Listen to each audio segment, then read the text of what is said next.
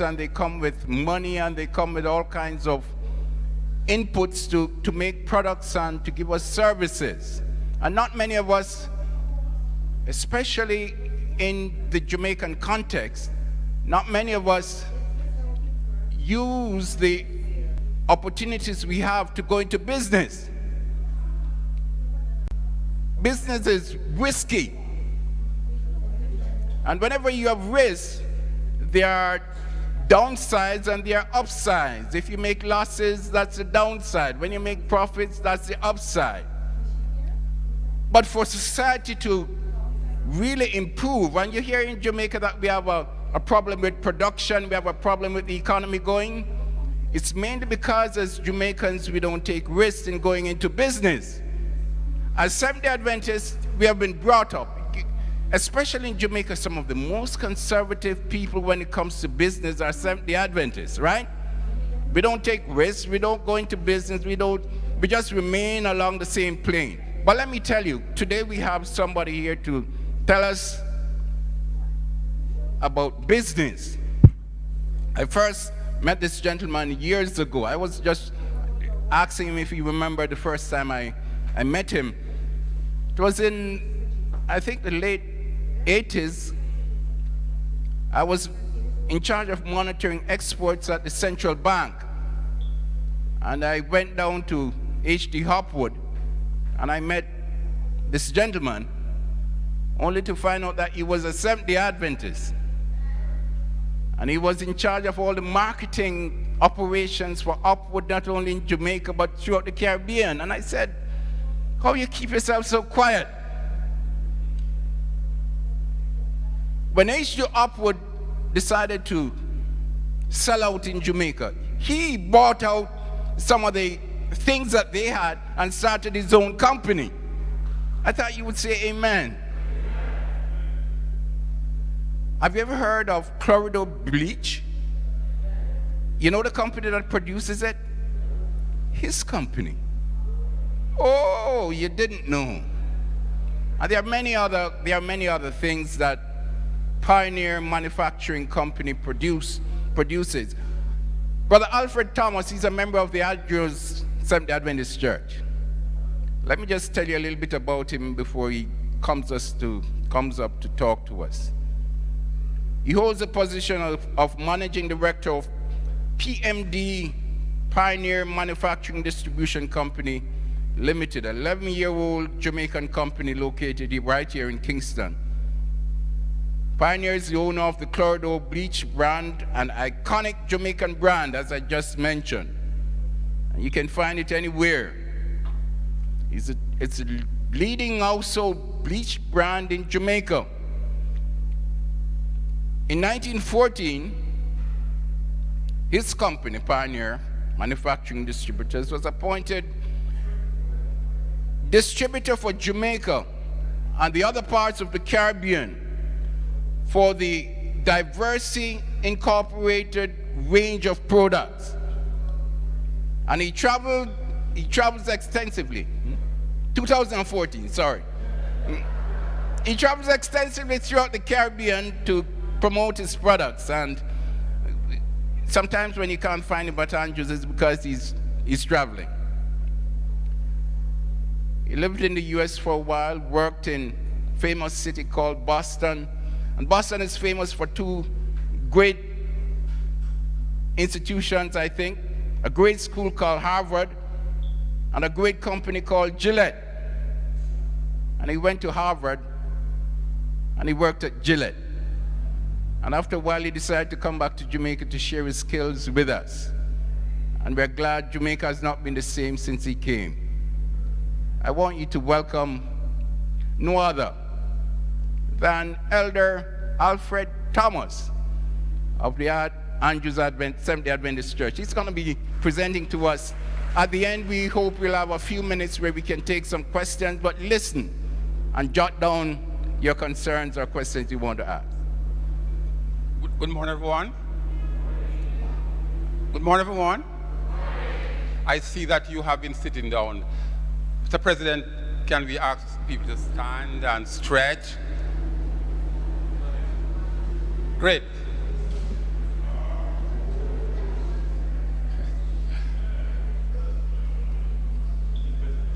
Thanks. Yes. You can sit now. President Nathan, directors of the conference, ladies and gentlemen, delegates, I'm very happy to be here. You are here for a good treat from yesterday until Sunday. So we want you to be diligent, to be on time, to listen, to make notes, and to enjoy, get some benefit from the presentations. Are you making a commitment? Yes. Excellent. I feel very delighted to be here at your very, very special function, camp meeting. This is a time when you are recharged, you get new ideas, and you go back to your respective churches, and you can do a lot of things. I have been asked to speak to you for a few minutes on the whole matter of the foundation for business. Business is a part of the economy. There are companies in the world today that are making millions of dollars, and they are making profit, and they are giving their shareholders profit. So we are going to go through a little discourse, and you are going to be asked, and you are going to be able to participate. And so I'm going to start. My slides are on, so I'm going to ask you to move to the next slide for me, please. Now, as we start business in life, especially as Christian people, there are a few things that we must take into consideration. And as Christians, one of the first things we need to do is to have faith. You must have faith, because you are starting on a journey that is unusual, it's new to you, so you must have faith. You must also have courage, because you are leaping out. And then you must have support. And I'll go through and we'll talk a little more. I like to see everybody here who has a phone. And I want you to take your phone out, and I want you to hold it up in this ear for me. The slide is a little bit blurred, but if you note that all of you have some very fancy phones. Pastor School, I see your phone, expensive. But look on the phone in the middle. The phone in the middle is what I had when I was growing up. And the phone at the bottom is what my father and my grandfather had when they were growing up. And the phone on the top is what my 10-year-old daughter or my 17-year-old daughter now, that's the phone that she has. What a transformation. 15 years ago, there was no digicel in Jamaica. Do you know that? It took a man, Mr. O'Brien, from Ireland, came to Jamaica. He had a competition where he asked people, Jamaicans, to name the phone, the company. The persons were paid $1 million Jamaican, and the rest is history. The name of the company, digicel, was formed. Today, they are in about 15 or 16 countries in the world. What if somebody had not generated the idea?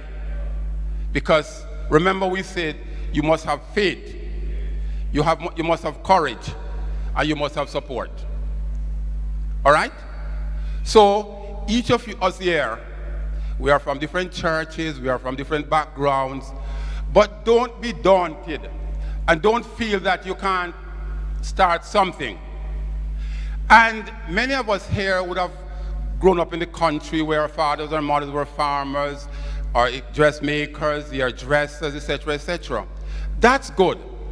But think beyond that today, because there are possibilities that you can do something that can change the world. Each of you has a phone, and some of those phones are phones of the latest brand, the latest type, compared to the phone that my grandfather used and the phone that I use in the middle. You remember that phone? It's a baby phone. And the phone now that all of you here are using are expensive phones.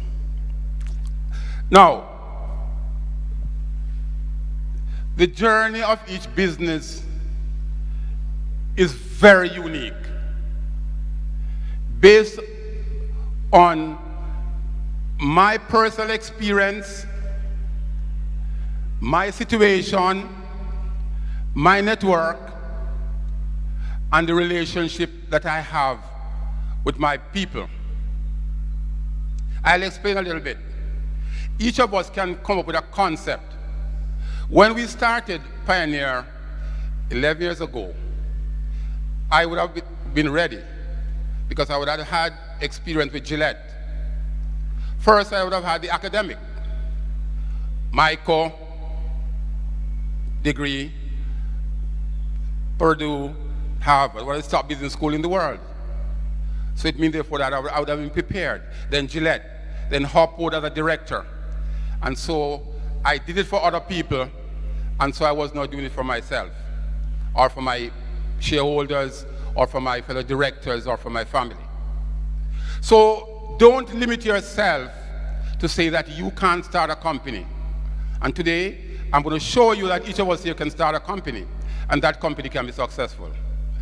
Okay? So we went through that again. Faith in God, a sound business plan, market research, and a clear vision and a mission.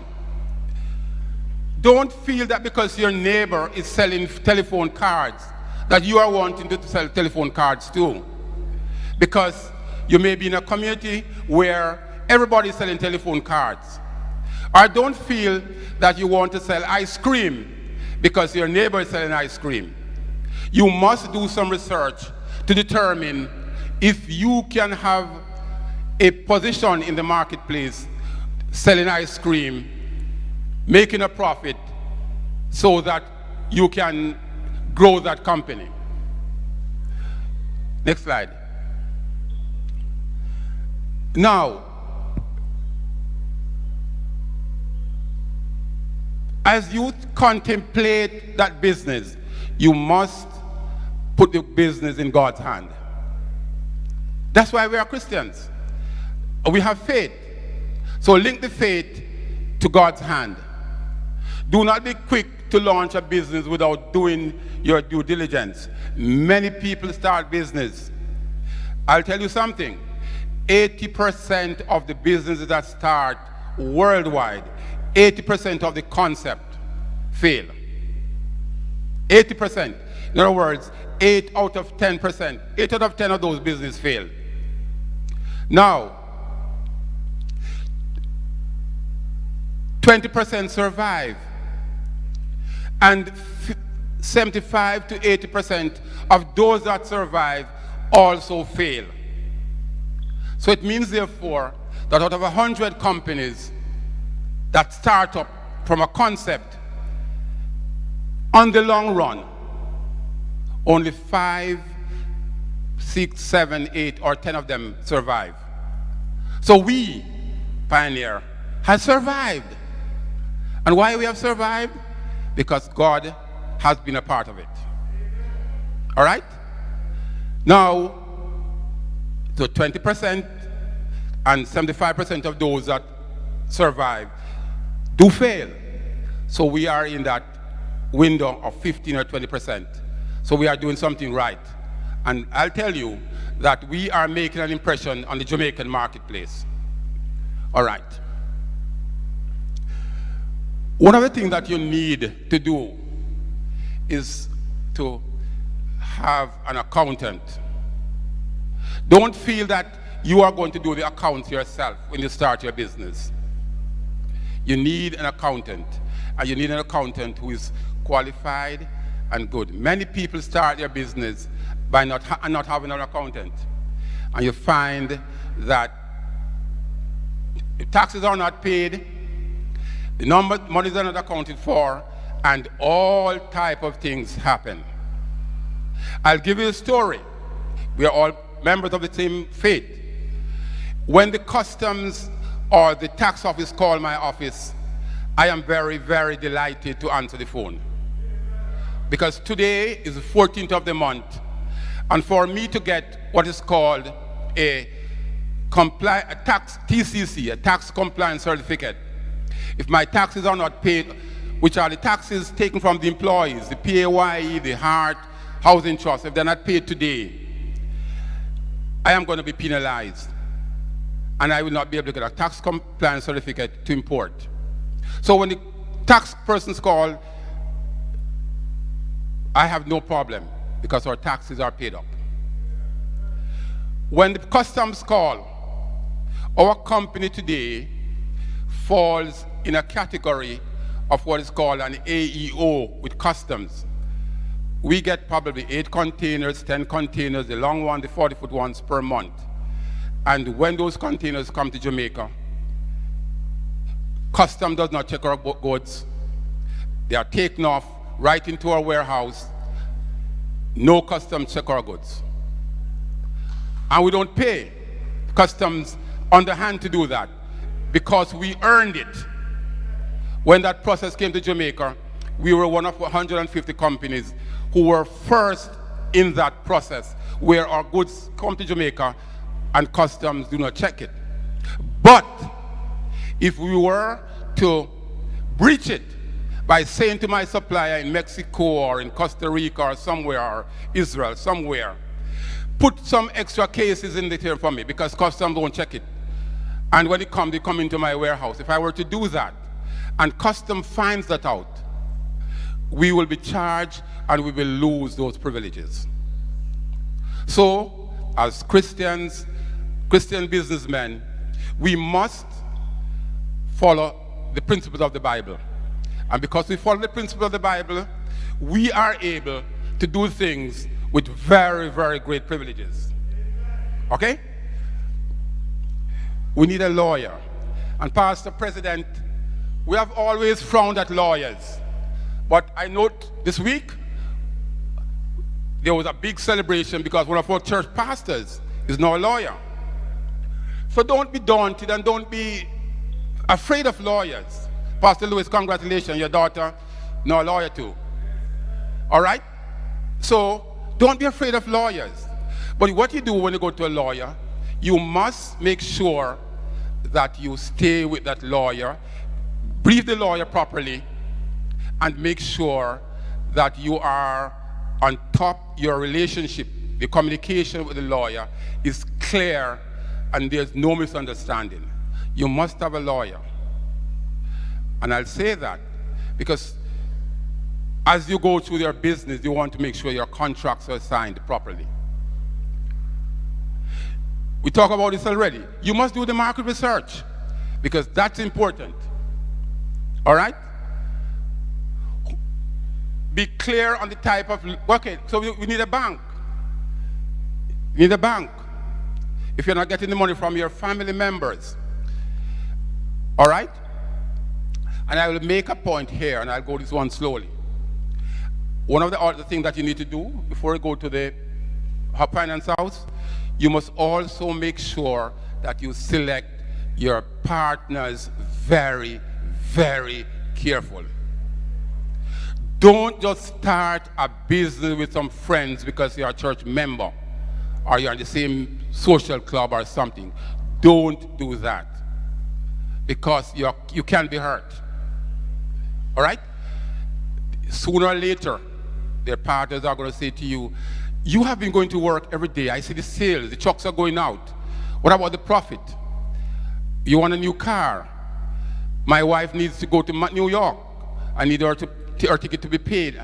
And all type of demands are going to be made on you, and you're going to realize that the partnership is going to start going to problems. So be careful. Don't just go into a business with your sister, your brother. Make sure that you contemplate it first, and you're very careful about the decision of your partnership. Now, when you go to your bank, if you're going to the bank, make sure that your bank explains to you the type of loans and the interest rates that you're going to be charged. Because when you get that loan, it has to be serviced. And you have seen it too many times where people borrow loans and they can't pay it back, run into problem, business is taken away, car is taken away, you go home to your husband or to your wife, you can't sleep, your husband is in the bed turning, the wife is in the bed turning, and you want to say, what happened? Because that pressure on the person not being able to fulfill the loan payments. Car is gone, house is gone, business gone, you go to embarrassment. All right? Are we clear on that? Excellent. Credit. Inadequate collateral. You must have collateral. And I will recommend to you, don't use your house as a collateral. Okay? Because when the taxman or when the government decides to take, or the banks decides to take them, your house is gone. You have seen so many of those stories where businesses fail and people have not been able to survive because their house is gone. Now, you must also, like in my case, employ people who are competent and able to work at a level that you are comfortable with. Right now, we can be here, and the company is running. Trucks are delivering. People are accounting for money. Right now, somebody in the bank depositing money. Somebody is collecting money right now. Somebody is accounting for the money right now. So you have competent people in the system now. Recently, one of the things that we are doing at our company is that we are taking interns from the MBA program at UWI so that they can come in, learn the job. She's not here, she's up there now, Anna Kay. She has been with us for 5 years, 4 years, going 5 years. She's now my business development manager. Came in as a trainee, excellent person, highly competent, and we're taking on more because if we have good people, as a young person after Harvard, Gillette employed me. And so I was at the head office. On the average, it would take 15 years to get to the head office. I was at head office from Harvard right to the head office. Latin American group. Because again, what you do, you have to do it well. Because God has mandated us to do it well. All right? So, employ good people. Pay them well. I'll also say to you now as we go along, right now, what we have just done in our company, and it's probably the first Jamaican company to do so, we are now allowing every employee to get 2 hours per week to do their personal business as a part of it. All right? Because people do have business to do. You have to go to the telephone company, the light company, bingo, you have to go and fix the bank, fix your car, go to your school, your children's school. So we anticipate and we say to the employees, it will be scheduled, and so people can take their 2 hours. I'll take my 2 hours on Tuesdays, so I can go do some reading, do some personal business, and that's what we're doing with employees. And we want that to be an example to other companies. All right?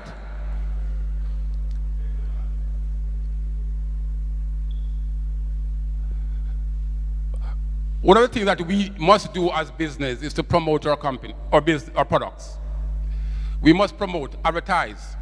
So come January, you'll see a lot of advertisement on radio, outside signs for Chlorado bleach.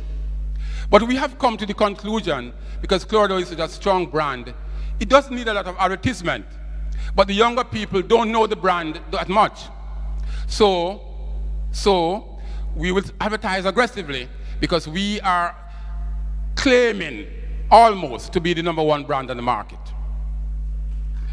Number one, that is good. For the past 7 years, we are the only bleach sold in the Price Mart organization. Why are we there? Because our service levels are very high, meaning we have never been out of stock of the product in the 7 years that we have been there at Price Mart. Because if we lose our space, the competitor is going to take our space, and so we are going to lose that contract. So it means, therefore, we have to have the stock. I remember when we were going to, when we saw the opportunity for Price Mart, my 2 boys and myself will go there on a Sunday morning to make sure the bleach is packed out properly and everything still on for, because what they did, they gave us 6 months because there was another bleach there. And they say, if your bleach, if your customer service level is good, delivery is good, that is good, you will win the contract. And we have had it now for 7 years. So when you go to Price Mart, you will see two Chlorado bleach in a box. That's our bleach, and we want to keep it.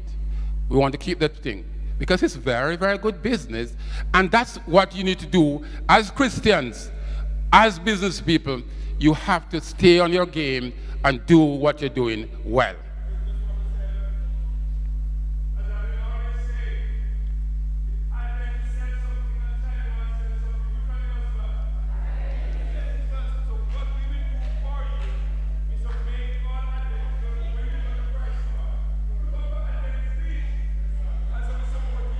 Okay.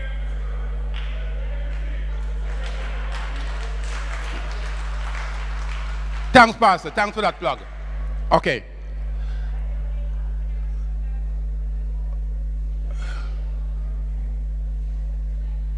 All right. So, what do I want you to take away from today? Put God first in whatever you do. And I can give you stories. As a young trainee intern at Gillette in Boston, they know on a Friday afternoon, on a Sabbath, I'm not going to be there. And in many cases, they have changed their Saturday meetings to facilitate me Sunday, Monday, many times. When I came to Jamaica and went to H.D. Hopwood as a director, we were doing a strategic plan Monday, Tuesday, Wednesday at Price Waterhouse. And it was changed to facilitate me. So I didn't go and say, boy, I can't go, I didn't do this. It's Friday afternoon, I've gone home. I said to them, I will not be available for Sabbath. And they know that I won't be available on Sabbath. And they facilitated me by allowing the strategic plan. All the senior managers, all the senior people were made available to be there Sunday, Monday, Tuesday. They had to sacrifice their church day. I did not have to, so they had to come out there. So again, we're just saying to you, as delegates, as Adventists, as brothers and sisters, you have to be exemplary in whatever you do. And God will bless you. All right? Now, get the accountant, get the lawyer, employ people, pay them well, pay your tithes, pay your taxes, and do not be afraid to take a risk. Don't feel that you can't start a business because you don't have the money. You can go to your brother, go to your sister, go to a relative, and you can negotiate, and you will find that you can make it. Today, what I'm here to do is to say that you can be successful. People like Warren Buffett. Simple person. Number 3 in the world in terms of wealth. But those guys, hard-working, dedicated people. There are Adventist I run to Adventist doctors, Adventist engineers, all over the world who are successful. You too, in your respective stage where you are, can be successful. But what you need to do is to be consistent. Serve your God, take some risk, pray, have a good family relationship, support your family, and God will bless you. May you have a good camp meeting, and may you be able to take away something from here. All the best. Thank you.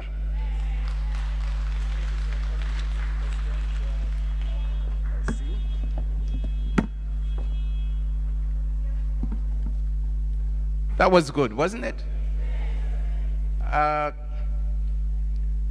We're going to take some questions, so I'm going to ask you to come back up.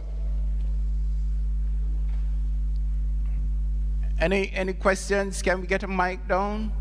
Mr. Metlin?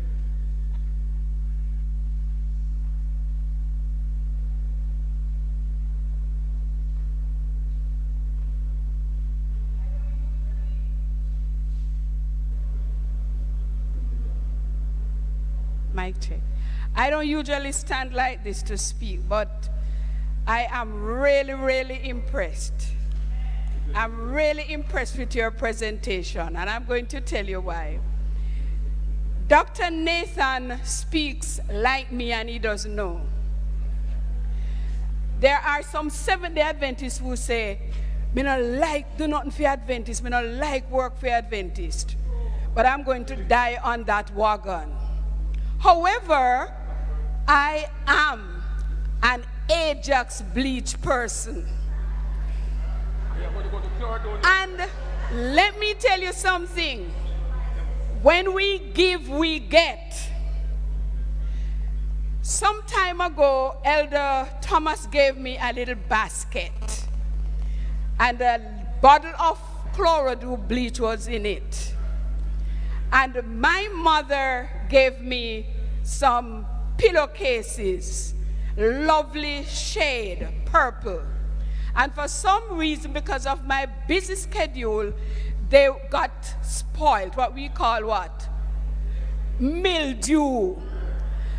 And when I got his bottle of Chlorodule bleach, I sacrificed a little time to read what was written on the bottle. And it's not the first I use in bleach. But I read it, and it talks about warm water. And I followed the instruction, and I put these colored pillowcases in bleach. And when I did it the first time, some of the mildew went. And I tried it a second time, and asked him if I never called him. I called him and told him that I was sorry I did not take a picture of the pillowcases, how they were, because I should have really dumped them. And I tried the instruction, and the pillowcases came out brand new with the purple and the mauve smiling at me. And I said to myself, I called him and I told him that I should have taken a picture before and after. Also, at Price Mart, I have 2 of those bottles of bleaches in that little box that you spoke about. So I am now transformed, converted to Chlorodule bleach. Okay, brethren, my stand is a little different. Even if it didn't come out as good and as Adventists sell it, still buy it.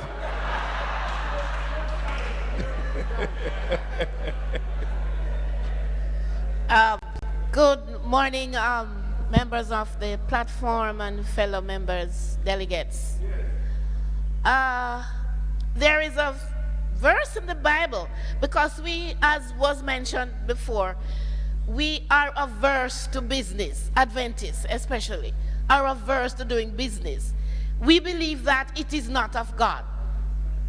But Jesus himself endorsed business in the Bible when he points to the children of Belial, I think, how they conduct their business and how successful they were. And he instructed us that we should take a page out of their books.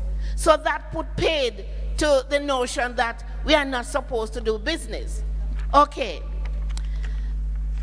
My question is, how does a successful businessman tithe?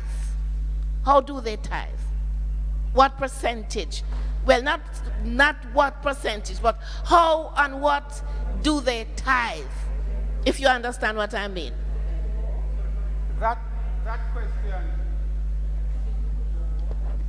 That question comes down to an individual.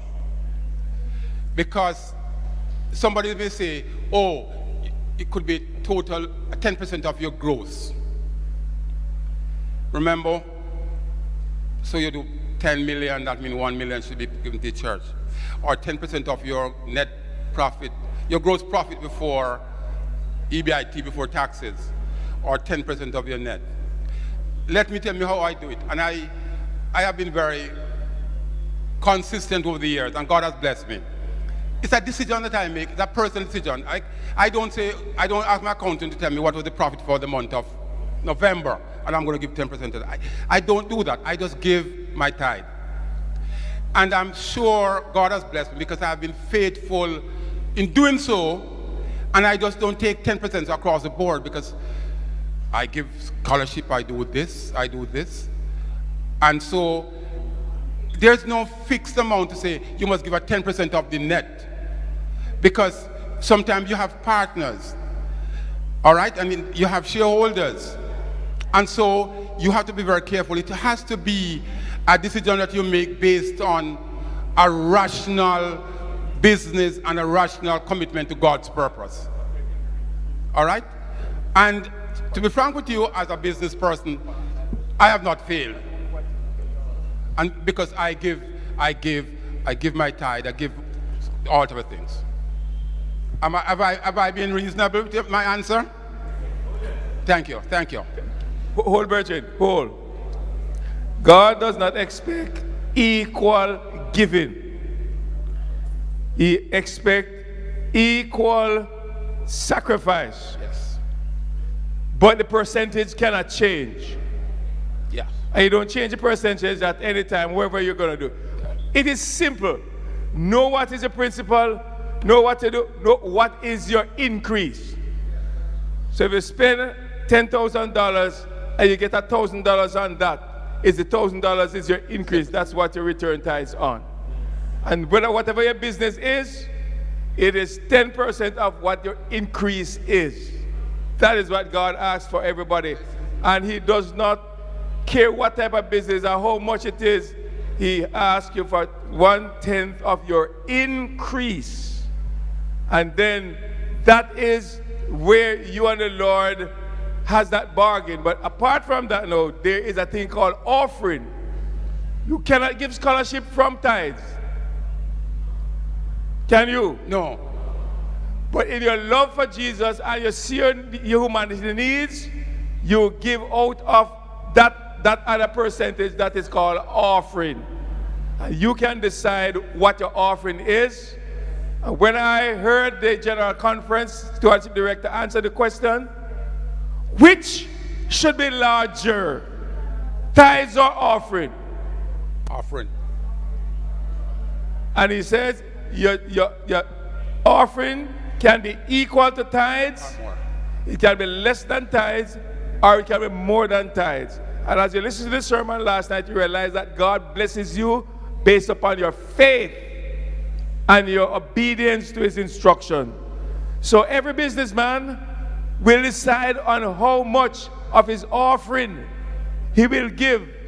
That is not the prerogative of any businessman to decide on what a tithe is. Your tithe is consistently at 10% of your increase.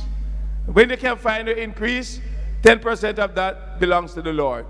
Thank you. Any? Yeah, I had a question, so to speak. You mentioned having a sound business plan and doing due diligence in your setup. I would ask you as a successful businessman to just go into a little bit more detail as to what constitutes a sound business plan and due diligence, because when you gave that statistic of 80% of businesses failing, more time is because of that lack of diligence, market research and stuff. And most Jamaicans, myself included, who are admittedly not business heads and don't really want to consider going into business because I don't have the time to do market research, I have an idea, but I can't bother to try to figure out what I need to do. What could you say and do in terms of encouraging persons like me to take that risk from a rational point of view? Because I'm not someone who's just going to say, because you're successful, I'm going to be successful as well. I have faith in God, but I do need to understand what I'm getting into. So how could you break that down for persons like me to really motivate us to take that step into business? Excellent question. Let us take the used car business. Used car. Since 1993-94, the reconditioned cars have been coming from Japan, Malaysia, Thailand, Singapore, those places. And within a short while, you saw a number of used car lots around the place. And they were multiplying. So you'll say to yourself, wow, I want to get into cars, used cars, because it seems as if it's a lucrative business. And then you go and you bring in 10 cars from Japan, and you have them, and you realize that you had not done your research because you did not go and find out how those cars were turning over, were moving, the brand of those cars that were moving.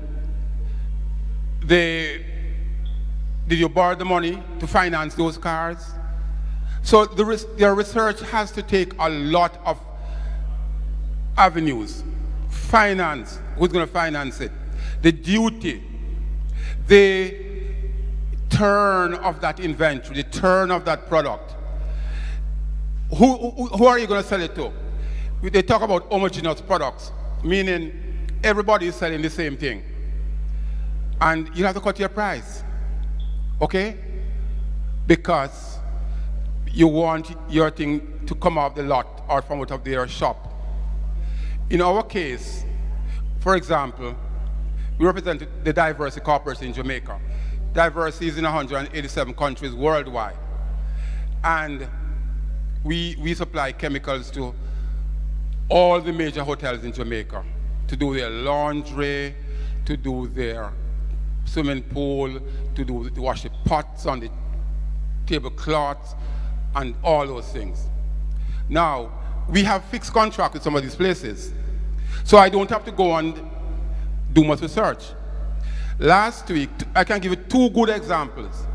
2 weeks ago, the university called us and said that they have a big pool and they're going to have an international swimming competition with Ali Atkins and some other people, and their current chemical provider is not living up to the standards. We went up, we did the research, we made a proposal to the Department of Sport at the university, and there were 4 other companies. And on Friday, we were called to say we have the contract, because we did the due diligence, we did the research, we know what they want, we have the engineers who went there, that type of thing. So your research based on what you want to do. But don't just go into a business because your friend is going to the business or a cousin is going to start a business. You must make sure whatever you're going to sell. Ladies, if you're going to make dresses, if you're going to make caps, make sure that you are the only one or 2 of you in that marketplace. Because if everybody is making caps, it will become homogeneous and you will not be able to, you'll have to cut your price to get your product out. We sell dog food. We compete with the big brands. Recently, we had to adjust our price because the bigger guys were just dropping their prices. And so they will push you out of the market, so you have to be defensive and price accordingly. So the research that you have to do should be something that enables you to make a sound decision based on your expectation, and you need to have a vision, objectives, 3-year plan, 5-year plan, all those things. And there are people who can guide you in terms of research. All right? All right, I just before I take you, my brother, earlier on this week I was with Dr. Andre Gordon. Yes. You know him from... Chemist, yeah. Yes. And he was talking about the idea that in Jamaica, the reason why businesses, especially small businesses, have a problem getting money from banks is that banks are more willing to lend to buy a car rather than to going into business. Okay. How do you get over that? All right, I grew up in St. Anne on a small farm, 7 acres. I sent all of us, that's what we came up on. My father was not a doctor, he was a farmer, my mother was a housewife. That's a fact, and I'm not ashamed of saying that. But that 7 acres had enough cows, enough citrus, enough yam, potato, peas, and everything consistently throughout the year to send us to school and to get us through the process. I say this because on a Monday morning, the banker from Brownstown would come to my father's farm every Monday morning just to see him. Today, there are more banks in Jamaica. There are about 15 or so banks here now, some of them including the credit unions. And what is happening is that it's more competitive. So you find, and it's easy. There's not much due diligence to be done. Give your car loan. If you fail, you take the car. Okay? In our case, we went to Exim Bank. Exim Bank was very good to us, and we appreciate them. And we have paid back our loan. Recently, they came to us. Exim Bank said to us, if most people were like you, Alfred, you would be good. We'll be happy. And I shook them, I took back my title, and went away with it. So, what you're saying is that banks have not gotten to the point where they are flexible to come and see what is happening to Brother Murray, who was in the plastic business, myself, Foss, which is in lights and all those something. We have to be asking the bankers to come out to see us. All right? Because banks want quick profit because their NCB is giving 7.5% now on car loans. Somebody else is going to drop it to 7.2. So the consumers are going to say it's attractive for cars. But it's not helping with the economy. It's just giving you a nice car to drive, but it's not really helping with the GDP of the company. All right? But we have been saying to the bankers, come out and stay with us when we are doing good things. Don't wait until our loans are in bad shape. Then you want to call the loan, you want to take away our house or our property. Okay? So that's the problem. Thank you, sir. There was another hand over there. We have 5 minutes to go. So we're going to quickly take one. Let me see the hands. 2, 3 hands. My brother. Yes, sir. Mine is not a really question. It's just a suggestion.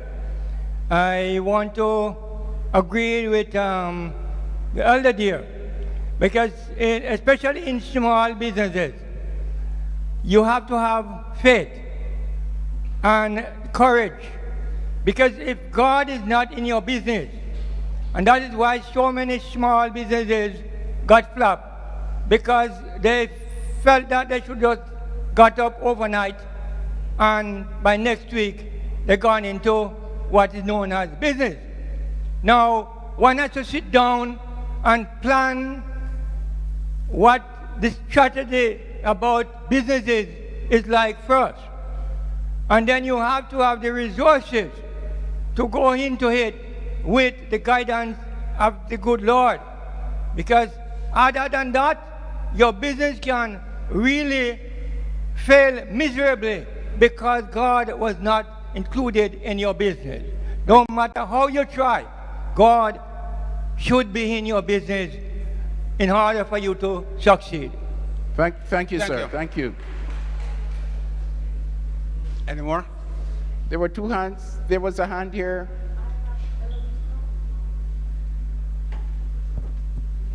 You mentioned about having accountants, having a good credit, having good promotion to have a successful business.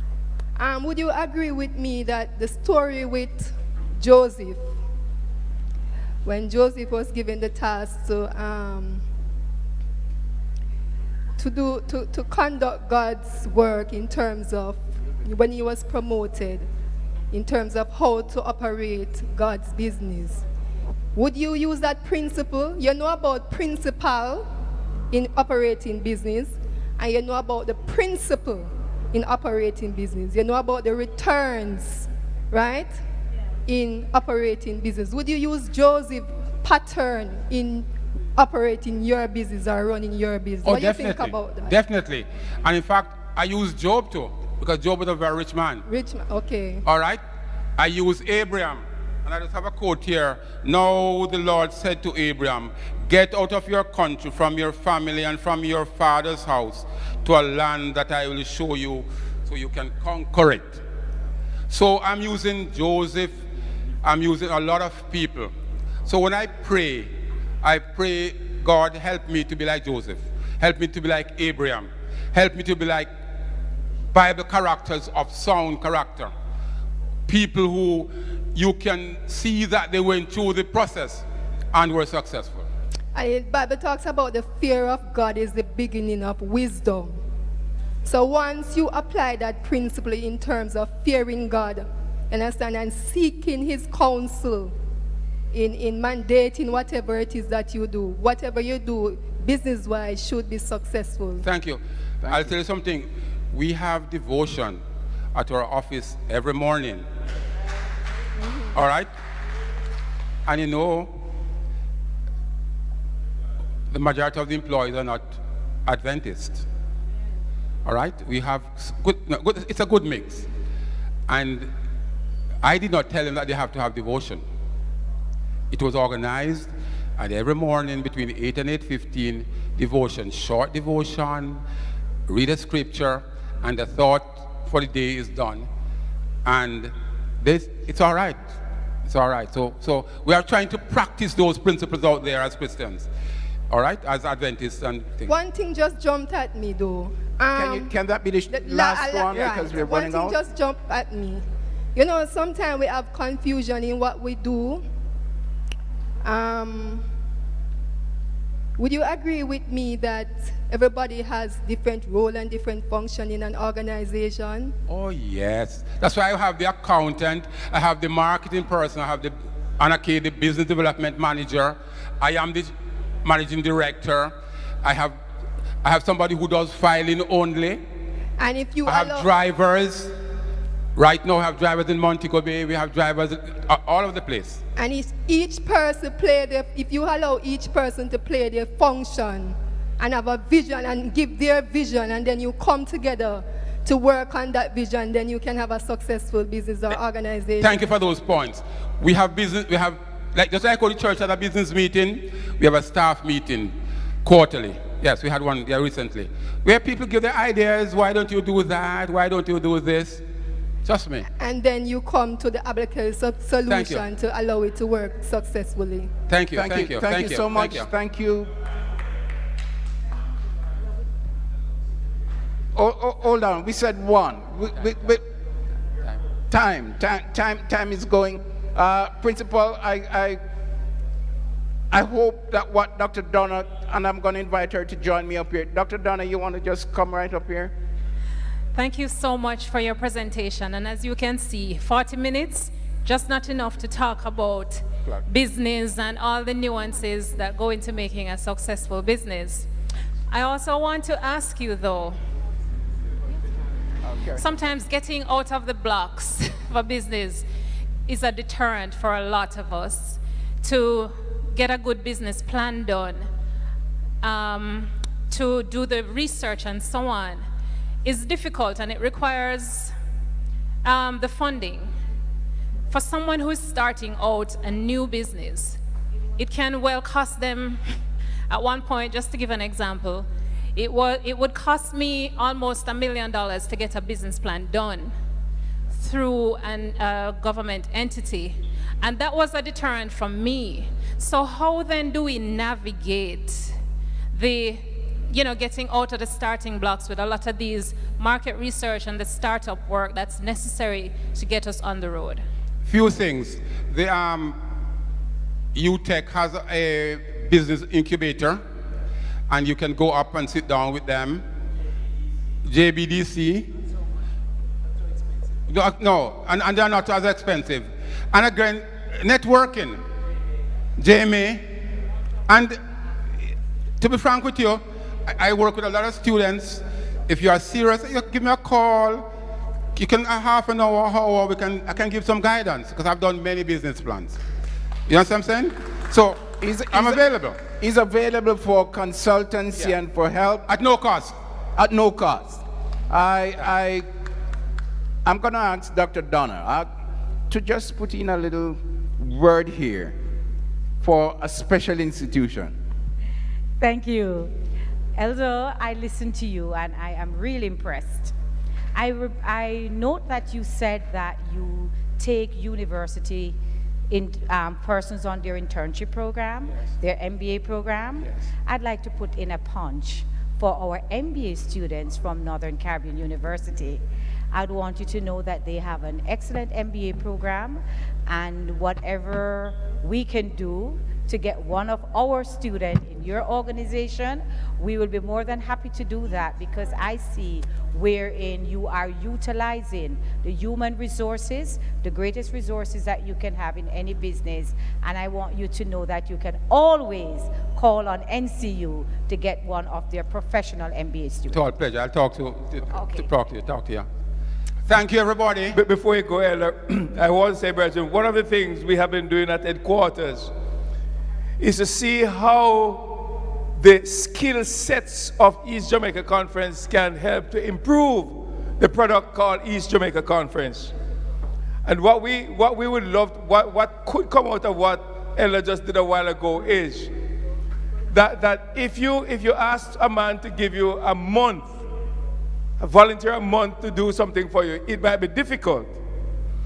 But suppose we can get some of our top businessmen like Elder Thomas, and we can say, for 1 hour per month, we will facilitate a place where you can visit them and they can share ideas.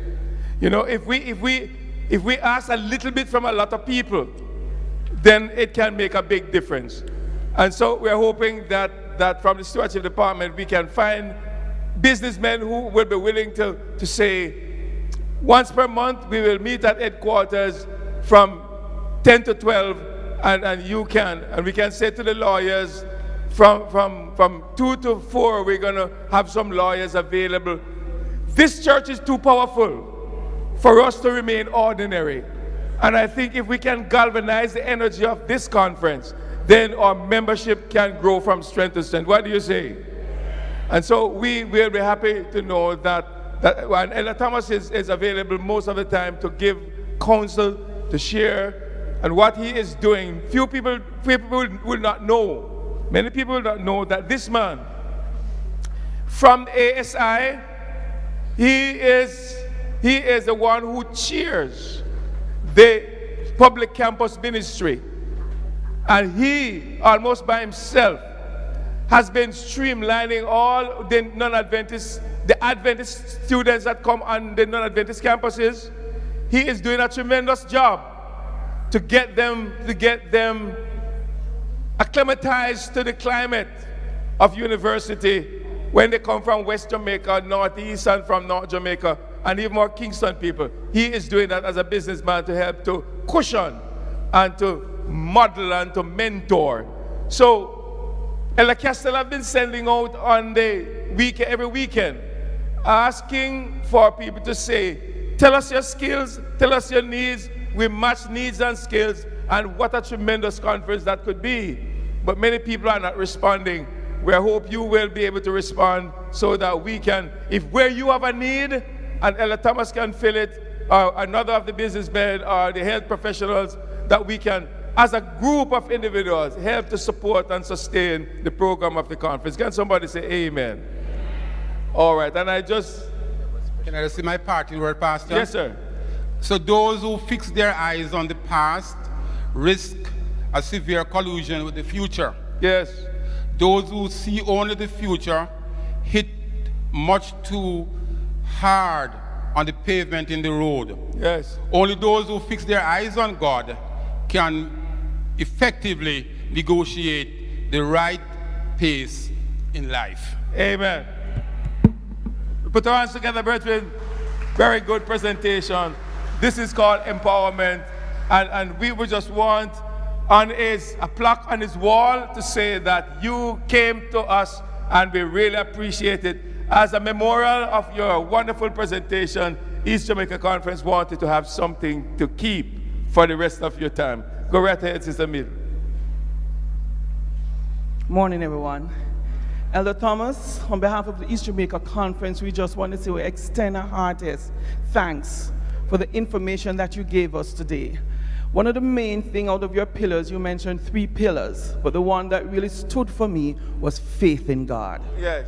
And God says, once we believe in Him, all things are possible. And you have shown us by your faith in God, you're taking that risk, that courage, you have been and have proven to us that there is success out there. So on behalf of us, I present you with this plaque, wishing you God's blessing and success for the remaining years. I love to hug. Hello.